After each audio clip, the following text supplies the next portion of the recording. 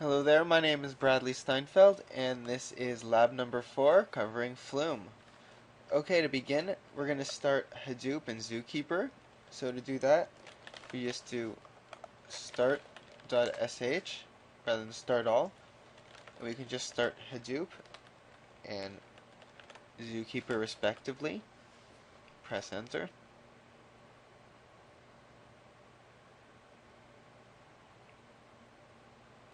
Okay, good. Both of the components were successfully started.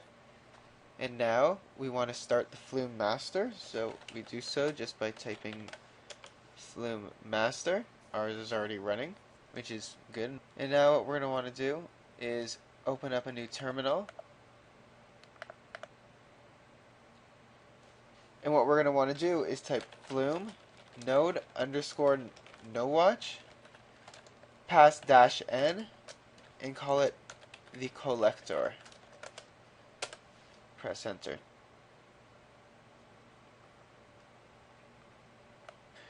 I'm going to move this over to the side and leave it running. Open up a third terminal. And in the third terminal, we're going to type Flume node underscore nowatch -n and call it the agent node. So we've started the collector and the agent node as well as the Flume master. Okay, now at this point you're going to need to open a web browser. So for instance, if you're using the VMware image, you can just use Firefox, or if you're using the cloud image, you can just use your machine's own local web browser.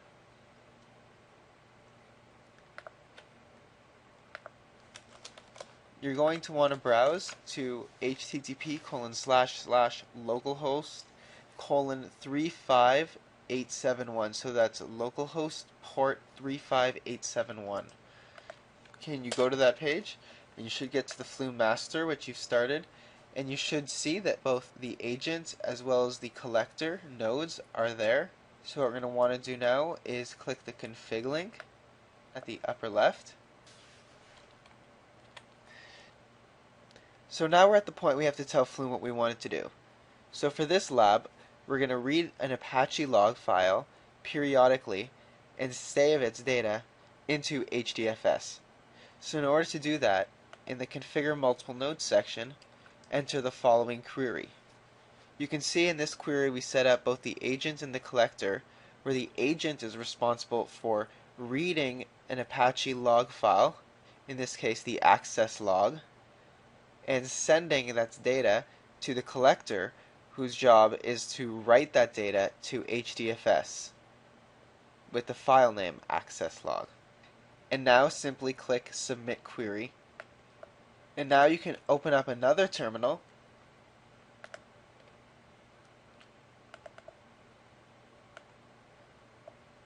and start the Apache server.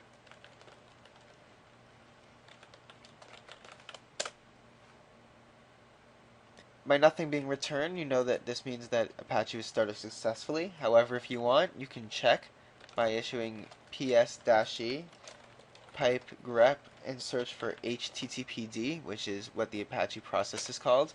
And if you see output, you know that Apache is starting and running successfully. Okay, now we're just going to submit some HTTP requests to the Apache server, and we're going to use the Apache bench program. So to do so, we're going to do ab-n 10,000-c6 and then just pass in localhost.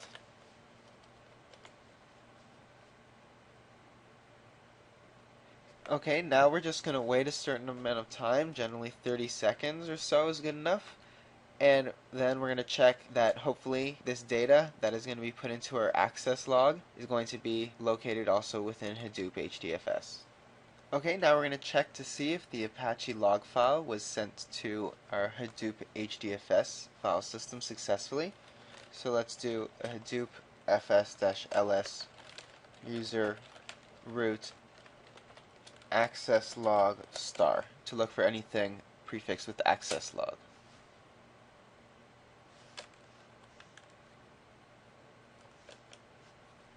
And as long as you type the command correctly, you should see that, yes, indeed, there are a bunch of access log files in our Hadoop HDFS file system. So let's look at what these files actually look like. So we can do a Hadoop fs-cat and pass in the same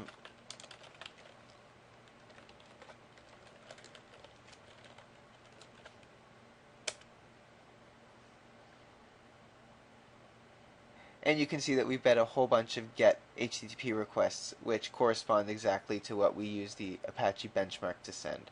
Also, you can actually check the Apache log files on your actual normal file system by looking at var log httpd /access log.